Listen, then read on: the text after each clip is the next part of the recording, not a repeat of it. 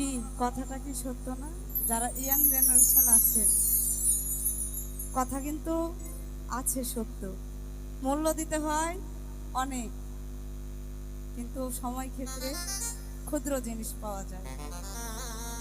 আবার যদি যত্ন করে রাখা যায় ওটাই সাদরে থাকে, তাই না?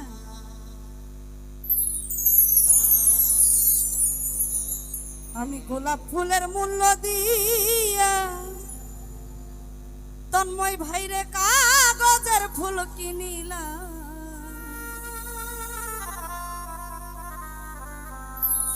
সে তো আপন হইল না। আমি এখন বুঝিলাম,